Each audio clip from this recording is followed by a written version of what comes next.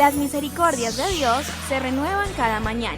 Su voluntad es buena, agradable y perfecta. Bienvenidos a una nueva emisión de Vidas con Propósito, para volver a vivir. La oración no es para cambiar los planes de Dios, es para confiar y descansar en su soberana voluntad. Hola, muy buenos días, bienvenidos otra vez a Vidas con Propósito, para volver a vivir.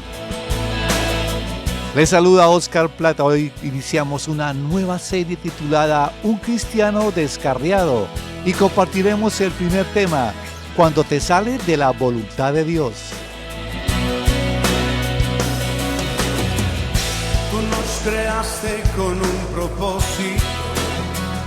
Nos acompaña Ángelo Becerra, pastor de la comunidad Vida con Propósito, quien responderá a este tema. Buenos días, Pastor Ángelo. Buenos días, Oscar, y buenos días, estimado oyente. Gracias por escucharnos y como siempre le decimos, esperamos que con este programa su vida espiritual sea edificada con la palabra de Dios. Tú nos creaste para alabarte. Apreciado oyente, usted nos puede escuchar en vivo a través de la radio tradicional en el dial 1020 AM y por internet ingresando a su Facebook. Usted allí escribe en el buscador de su Facebook Radio Primavera y cuando ingresa encuentra en el muro video en vivo. Da un clic y así puede disfrutar de este programa y de la programación en vivo de Radio Primavera. Estás escuchando Vidas con Propósito, para volver a vivir. Uno de los mayores anhelos de un cristiano genuino es hacer la voluntad de Dios. Por este motivo, cuando nos salimos de su voluntad podemos sufrir graves consecuencias. Así que, Pastor Ángelo, ¿cuál es el pasaje bíblico base para desarrollar el primer tema de esta serie? Bueno, el primer tema de esta serie lo vamos a fundamentar en Jonás capítulo 1 y de hecho en esta serie vamos a trabajar todo el libro de Jonás. Así que voy a leer Jonás capítulo 1, dice así: La palabra del Señor vino a Jonás, hijo de Amitai. Anda, ve a la gran ciudad de Nínive y proclama contra ella que su maldad ha llegado hasta mi presencia. Jonás se fue, pero en dirección a Tarsis para huir del Señor. Bajó a Jope, donde encontró un barco que zarpaba rumbo a Tarsis, pagó su pasaje y se embarcó con los que iban a esa ciudad huyendo así del Señor. Pero el Señor lanzó sobre el mar un fuerte viento y se desencadenó una tormenta tan violenta que el barco amenazaba con hacerse pedazos. Los marineros, aterrados y a fin de aliviar la situación, comenzaron a clamar cada uno a su Dios y a lanzar al mar lo que había en el barco. Jonás, en cambio, que había bajado al fondo de la nave para acostarse, ahora dormía profundamente. El capitán del barco se le acercó y le dijo: ¿Cómo puedes estar durmiendo? Levántate, clama a tu Dios, quizás se fije en nosotros y no perezcamos. Los marineros por su parte se dijeron unos a otros: Vamos, echemos suertes para averiguar quién tiene la culpa de que nos haya venido este desastre. Así lo hicieron y la suerte recayó en Jonás. Entonces le preguntaron: Dinos ahora, ¿quién tiene la culpa de que nos haya venido este desastre? ¿A qué te dedicas? ¿De dónde vienes? ¿Cuál es tu país? ¿A qué pueblo perteneces? Soy hebreo y temo al Señor, Dios del cielo, que hizo el mar y la tierra firme, le respondió. Al oír esto, los marineros se aterraron aún más, y como sabían que Jonás huía del Señor, pues él mismo se lo había contado, le dijeron: ¿Qué es lo que has hecho? Pero el mar se iba enfureciendo más y más, así que le preguntaron: ¿Qué vamos a hacer contigo para que el mar deje de azotarnos? Tómenme y láncenme al mar, y el mar dejará de azotarlo, le respondió. Yo sé bien que por mi culpa se ha desatado sobre ustedes esta terrible tormenta. Sin embargo, en un intento por regresar a tierra firme, los marineros se pusieron a remar con todas sus fuerzas, pero como el mar se enfurecía más y más contra ellos, no lo consiguieron. Entonces clamaron al Señor: Oh Señor, tú sabes lo que quieres. No nos hagas perecer por quitarle la vida a este hombre, ni nos hagas responsables de la muerte de un inocente. Así que tomaron a Jonás y lo lanzaron al agua, y la furia del mar se aplacó. Al ver esto, se apoderó de ellos un profundo temor al Señor, a quien le ofrecieron un sacrificio y le hicieron votos. El Señor, por su parte, dispuso un enorme pez para que se tragara a Jonás, quien pasó 3 días y 3 noches en su vientre. Pastor, ¿cuál es la idea central de este pasaje bíblico del primer capítulo de Jonás? Bueno, yo veo muy claramente que a la huida de Jonás, en desobediencia abierta a la palabra del Señor, a lo que el Señor le había hablado, entonces Dios levantó una gran tormenta y preparó un gran pez para que se tragara a Jonás. O sea, una gran desobediencia atrajo una gran tormenta y a un gran pez. De acuerdo a esta idea central, ¿qué verdad podemos extraer de este pasaje? Mire, Oscar, yo creo que esta es la idea que podemos extraer. Cuando un hijo de Dios se sale de su voluntad, es decir, de la voluntad de Dios, tendrá dolorosas consecuencias. Así que hay que pensarlo 10,000 veces si nos salimos de la voluntad de Dios, porque eso nos va a traer dolorosas consecuencias. ¿Qué principios teológicos se pueden extraer de este texto? Es decir, principios que se cumplen en cualquier persona y en cualquier tiempo. Bueno, principios teológicos, yo creería que el primero de ellos es que huir de Dios es imposible. O sea, imagínense, nada más de pensarlo suena irracional, ilógico. Huir de Dios es imposible. 2, pues un hijo de Dios puede salirse de la voluntad del Señor. Eso es claro, ahí se ve que Jonás se salió de la voluntad del Señor. Él lo hizo adrede. Lo hizo intencionalmente, lo planificó. Número 3, Dios disciplina a sus hijos. O sea, Dios no se queda impávido ahí mirando, ay sí, se salió de mi voluntad, ahora qué haré. No, Él actúa y Él disciplina a sus hijos.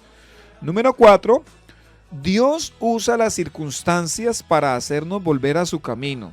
Y obviamente estas circunstancias son dolorosas, son de sufrimiento.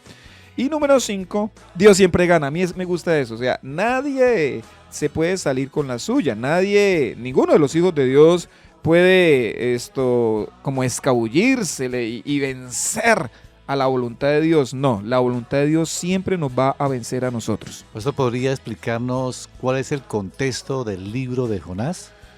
Claro que sí, vea. Podría decirse que Jonás es un profeta caprichoso y resentido, que se rebela contra Dios y le recrimina porque el Señor ama a sus enemigos, el Señor ama a los ninivitas y a él le molesta eso. A diferencia de los demás libros proféticos que consignan el mensaje de parte de Dios, este libro, el libro de Jonás, nos cuenta la lucha que tuvo este profeta con Dios. Jonás abiertamente decide desobedecerle al Señor, desobedecer a la palabra de Dios, y aunque es hijo del pacto, él es un judío, él es un israelita, este hombre tiene un corazón extraviado y no logra comprender el gran amor que Dios tiene hacia los que no se lo merecen, en este caso, pues a los ninivitas. Es por eso que en esta ocasión, por medio de la historia del profeta Jonás, nosotros vamos a revisar esta serie que he titulado Un cristiano descarriado. Y un cristiano descarriado al estilo de Jonás, lo primero que hace es salirse de la voluntad de Dios. Pastor, antes de entrar en el tema en sí, en el ámbito cristiano, ¿qué es un descarriado? Bueno, esta palabra en la actualidad se encuentra un tanto en desuso. La definición de descarriado se refiere a una persona que va por fuera o que se aparta de un buen camino. En el caso del cristiano se refiere a la oveja que se extravía o se desvía del redil, que se aparta de la iglesia, que no sigue el camino de Jesús, que se hace a un lado, ¿cierto? Sin renegar de la verdad, ¿no? Porque no estoy hablando de un cristiano apóstata, estoy hablando de un cristiano descarriado, son dos términos diferentes. Ya que esta serie está basada en el libro de Jonás, ¿qué podría decirnos acerca de esta serie? Bueno, lo primero que quiero decir es que, número 1, podemos estar en la iglesia y aún así estar descarriados. Pues Jonás estaba, digamos, en los caminos de Dios, pero estaba descarriado. 2, podemos hablar con Dios por medio de la oración y aún así estar descarriados. Pues el libro de Jonás consigna que Dios le habla a Jonás, que Jonás como que le responde, pero en su corazón este profeta estaba descarriado. Y 3, podemos hablar en nombre de Dios. Nosotros podríamos incluso hasta ser profetas y aún así estar descarriados, porque eso fue lo que le pasó a Jonás. Jonás era un profeta de Dios, pero estaba descarriado. Y alguien pudiera decir, ¿cómo es eso? ¿Cómo un cristiano puede hacer todo eso y aún así estar descarriado? Y la respuesta es sencilla. Cada vez que nos salimos de la voluntad de Dios para hacer nuestra propia voluntad, créanme, mis estimados oyentes, que entonces estamos descarriados. Aquí surge una inquietud. ¿Cómo notar o cómo saber que un cristiano está descarriado? Bueno, es fácil notar cuando un cristiano se descarría según nosotros llamamos descarriarse, porque hay algunas, digamos, hay algunos indicadores, hay algunas evidencias. Número uno, el cristiano que está descarriado poco o nada ora. Dos, empieza a separarse lentamente de la iglesia, ya no quiere estar con la gente de la iglesia, con los hermanos de la iglesia. Tres, deja de congregarse, ya no va a los cultos, ya no va a las actividades de la iglesia. 4. Abandona el hábito de la lectura de la Biblia, ya le daba pereza, ya no le gusta mucho tener contacto con la palabra de Dios. Y 5. Comienza a dejarse dominar por el pecado. Lo que antes no hacía, que era malo, que era pecaminoso, entonces ya como que empieza a verlo con otros ojos y empieza hasta hacerlo. Pero pastor, esto no sucede de un día para otro, ¿no? Esto, digamos, es un proceso. Es un proceso, ¿no? Que poco a poco uno se va alejando y a veces sin notarlo. Sin notarlo mucho, como que pasa desapercibido, pero ahí va avanzando poco a poco ese proceso. Pero ¿cómo detectar cuando un cristiano está descarriado y todavía ora, se congrega, saluda a los hermanos, lee la Biblia? No se le ve un pecado notorio tampoco. Bueno, no somos llamados a detectarlo nosotros frente a otros cristianos. Lo que sí debemos hacer es detectarlo en nuestra propia vida. Vea, una clara lección que nos deja el libro de Jonás es esta. Cuando un hijo de Dios se sale de la voluntad de Dios, tendrá dolorosas consecuencias. Por lo tanto, nosotros debemos estar muy, pero muy pendientes de nuestra propia vida, pues para no estar descarriados aún yendo a la iglesia, ¿no? Estar muy pendientes de nosotros mismos.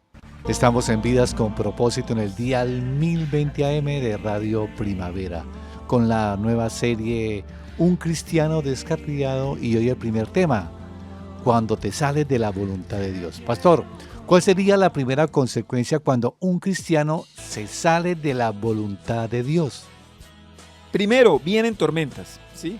Estimado oyente, cuando usted se sale de la voluntad de Dios, debe saber que le vendrán tormentas. Dice Jonás 1:4, pero el Señor lanzó sobre el mar un fuerte viento y se desencadenó una tormenta tan violenta que el barco amenazaba con hacerse pedazos. Este versículo, el versículo 4, empieza con un pero. ¿Y sabe por qué comienza con un pero? Porque en el versículo 3 está lo siguiente. Jonás se fue, o sea, Dios le habla a Jonás y dice así el libro. Jonás se fue, pero en dirección a Tarsis para huir del Señor, ¿cierto? Cuando Jonás escuchó la orden de Dios, temerariamente decidió huir exactamente en dirección opuesta a donde el Señor lo estaba mandando. Y por eso le digo, para un pero, otro pero. Como él decidió hacer caso omiso a lo que Dios le había mandado, entonces el Señor le levantó una tormenta. Los estudiosos afirman que Tarsis queda a 3.500 kilómetros de Israel, en la península ibérica, mientras que Nínive quedaba solo a 800 kilómetros. O sea, era más fácil para Jonás hacer la voluntad de Dios que hacer su propia voluntad, pero este profeta caprichoso prefirió hacer su propia voluntad que obedecer al Señor. ¿Qué hizo el Señor ante la huida de Jonás? Bueno, cualquiera podría decir, ay, el Señor se puso a llorar, el Señor se lamentó, ay, mi hijo se está extraviando. No, el Señor le levantó una gran tormenta a Jonás. Y aquí debemos notar que el escritor nos asegura que esta tormenta la está ordenando el Señor. O sea, no es que de repente el clima... No son las fuerzas de la naturaleza. No, esta tormenta la está levantando el Señor. Por supuesto que utiliza la naturaleza, pero es Dios quien la está levantando. Es Dios quien quiere mostrarle a Jonás quién en verdad tiene el control. Y aquí es necesario hacer una aclaración. Existen 3 tipos de tormenta. Número 1, las que Dios levanta en nuestras vidas. Esto se conoce como pruebas, ¿sí? Las tormentas que Dios levanta. Número 2, las que nosotros mismos levantamos. Esto se conoce como disciplina. Es decir, pues Dios también las permite, pero son producto de nuestra desobediencia. Entonces, cuando nosotros desobedecemos, Dios nos disciplina. Ahí también vienen tormentas. Y número 3, las que el enemigo u otras personas levantan porque Dios las permite. Esto se conoce como ataques, pero al mismo tiempo también son pruebas. De los tres tipos de tormentas, ¿cuál es la tormenta que Jonás está viviendo? Indudablemente es la disciplina. Él está siendo disciplinado por el Señor. ¿Cuál es la tormenta que están experimentando en este caso los marineros? Los marineros están experimentando una tormenta de tipo ataque. Ellos no son responsables de la tormenta.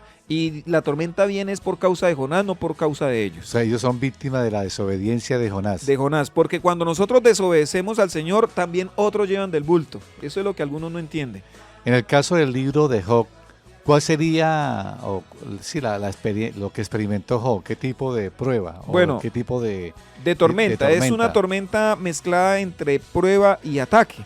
Vea, todo cristiano debe cuidarse de provocar tormentas en su vida a causa de su propia desobediencia. Si el Señor quiere levantarnos tormentas porque nos quiere probar, pues Él es soberano en hacerlo y nosotros debemos asumir dichas tormentas con la confianza de que el Señor nos va a sacar ilesos.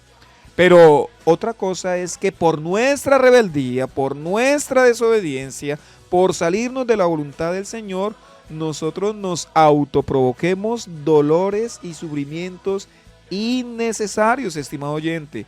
Por favor, no se salga de la voluntad de Dios, no levante tormentas en su vida. Pastor, y cuando las tormentas no provienen por nuestra rebelión, sino por un tercero como Satanás, por ejemplo, u otras personas, ¿qué debemos hacer? Bueno, pues debemos tener la confianza de que cuando son otros o hasta el mismo maligno quienes atacan nuestra vida y nos causan tormentas, aún así pues nosotros debemos tener la confianza que Dios, el Señor Todopoderoso, sigue teniendo control de todo lo que pasa en nuestra vida y Él va a cumplir su propósito en nosotros. No debemos permitir que sentimientos de odio o de venganza o de revancha se apoderen de nuestra vida, porque cuando otros son los que nos lastiman y levantan cosas difíciles, pues podría despertarse ese tipo de sentimientos. En mi vida cristiana he tenido tiempos en los que por mi desobediencia yo he pasado por tormentas. Obviamente no me alegro de ello, más bien a mí me da vergüenza, pero aún así la bondad de Dios me ha ayudado. Que nos quede muy pero muy claro, estimado oyente, la desobediencia a Dios siempre, pero siempre nos van a traer tormentas y por eso nosotros debemos cuidarnos de no salirnos de la voluntad del Señor. Si yo conozco la palabra de Dios, la voluntad de Dios frente a determinada situación o circunstancia, pues lo mejor que yo puedo hacer es mantenerme en esa voluntad y no ser temerario, no ser rebelde y no ser desobediente y salirme de esa voluntad. Porque si me salgo con toda seguridad, me voy a levantar tormentas. A mí me sorprende lo que es capaz de hacer Jonás en medio de una tormenta. ¿Usted sí se dio cuenta en el pasaje? Está profundamente dormido. Algunos dicen, si te vas del Señor, se te va la paz. Vea, yo veo que este hombre tiene una paz impresionante porque concilia el sueño. Me imagino esa barca azotada por los vientos y él ni se percata. ¿Por qué? Porque él está endurecido, porque él le ha dado la espalda a Dios. Lo tuvieron que despertar, lo tuvieron que levantar y efectivamente fue lanzado al mar porque el Señor le iba a poner una cita a Jonás. Así que, estimado oyente, yo obviamente no conozco su vida, pero si de pronto usted está considerando la posibilidad de ceder a la tentación y de salirse de la voluntad de Dios, piénselo, como diría mi madre, mi señora madre, piénselo porque eso es meterse en camisa de 11 varas. Pastor, en cuanto a este aspecto de las tormentas que nos vienen por causa de otros, de terceros, alguien podría decir que es como injusto. ¿Qué piensa al respecto? En el mundo caído todo es injusto. Sí, nosotros estamos en un mundo caído, en un mundo malo. Pues es injusto que un borracho, ¿cierto?, coja un auto y arrolle a un niño en una bicicleta, arrolle a un anciano. Eso, desde luego que en este mundo, lo que sucede en este mundo está rodeado de injusticia. Por lo tanto, los que creemos en el Señor debemos estar refugiados en Él, debemos rogarle que nos guarde, debemos rogar por nuestras familias, debemos rogar por nuestras iglesias. Aún así, no debemos olvidarnos que estamos en un mundo caído y en este mundo caído nosotros vamos a sufrir injusticias Y bueno, agreguemos también, nosotros también hemos cometido injusticias que han afectado las vidas de otras personas. Pastor, aún uno como padre de familia, como cabeza de un hogar, sus decisiones fuera de la voluntad de Dios también pueden afectar a todo el núcleo familiar y traer tormentas a terceros como a los hijos o el cónyuge. Totalmente de acuerdo, pero fíjese, Oscar, que también funciona a la inversa. Cuando un hijo toma malas decisiones, cuando un hijo decide irse por las drogas, cuando un hijo decide rebelarse en cuanto a su identidad sexual y se va por el lesbianismo o el homosexualismo, pues también está afectando a toda la familia, también está hiriendo de alguna manera a toda la familia. Lo que nos muestra la palabra de manera indiscutible es que no hay decisiones personales en el sentido de que solamente me competen a mí. Mis decisiones afectan a los demás. C.S. Lewis dijo este pensamiento: existen dos clases de personas, aquellas que le dicen a Dios que se haga tu voluntad, y aquellos a quienes Dios les dice, muy bien, entonces que se haga como usted quiera. Pues yo a ver, difiero de C.S. Lewis en esa frase, porque en últimas, bueno, sí, el Señor dejó ir a Jonás, pero no lo dejó hacer lo que él quiso. O sea, Dios siempre tiene el control. Eso es muy claro en la palabra de Dios. Por eso a mí me preocupa cuando los predicadores presentan a un Dios como tan débil. Ay, que el malo se puede salir con la suya. No, ese no es el Dios de la Biblia. El Dios de la Biblia sigue teniendo el control. Así el mundo se pare de cabeza, así la iglesia quiera ser desobediente, así el pastor se levante en contra de la voluntad de Dios. No, el Señor seguirá teniendo el control. Yo al menos no creería en un Dios que no tenga el control de todas las cosas. Pastor, algunos dicen en sus oraciones, tal vez lo dicen ingenuamente, Señor, toma el control. Te entregamos el control. Digamos que es una frase, yo veo que es una frase de humildad, ¿no? Decir, Señor, yo no tengo el control, sino tómalo tú, por favor, o yo he intentado tener el control, tómalo tú. Creería yo que va en esa dirección, pero sí es falta de teología. Escuchas tu programa favorito, Vidas con Propósito. Apreciado oyente, lo esperamos mañana con la segunda parte de este tema, así que no se lo vaya a perder cuando te sale de la voluntad de Dios. Dentro de la programación de Vidas con Propósito, en esta franja de lunes a viernes de 7 a 7:30 de la mañana. Y si desea comunicarse con nosotros, nos puede llamar al teléfono 310-212-4602. 310-212-4602. Gracias por escucharnos y les deseamos que pasen un día muy feliz.